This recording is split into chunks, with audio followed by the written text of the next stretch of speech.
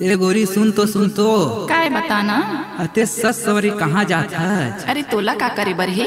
एकरे से तितनी साठ पूरा मन कइथे का कइथे? आखी आखी माँ झूले तोरे चेहरा, मोटे मलाली आखी के कारी कजरा।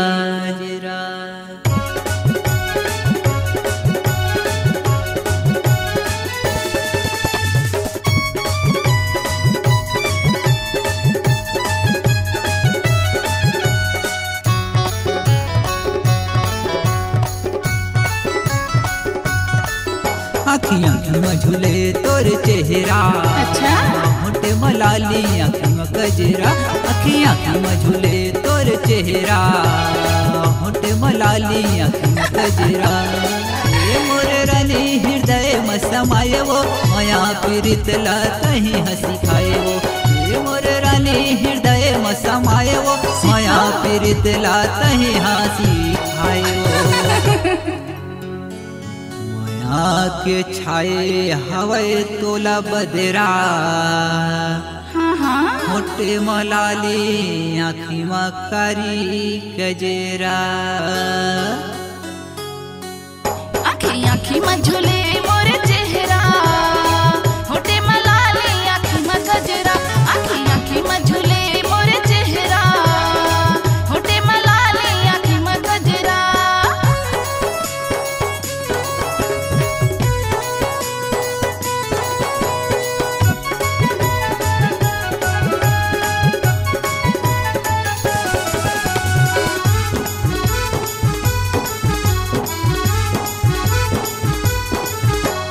चुपचाप कति कति जातच मोरे रानी, एक चुमले हे वरे लगे मेहरबानी। चुपचाप कति कति जातच मोरे रानी, एक चुमले हे वरे लगे मेहरबानी। एक चुमले हे वरे लगे मेहरबानी। नहीं करामा तोला झगड़ा, मोटे मलाली आखी माँ कारी कजरा। आखी आखी में झूले मोरे चेहरा, होटे मलाली आखी में गजरा।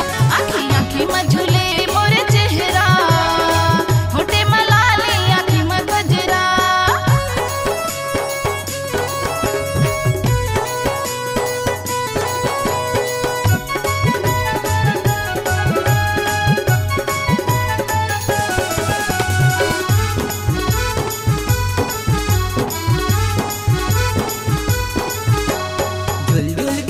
मोरे मन मोही डाली जो, तुम्हारा दीवाना ला कैसे फसाए वो। झुलझुल के रंग मोरे मन मोही डाली जो, तुम्हारा दीवाना ला कैसे फसाए वो।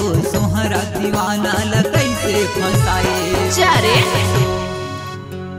नहीं कटे तोर बिन दिन रखिया,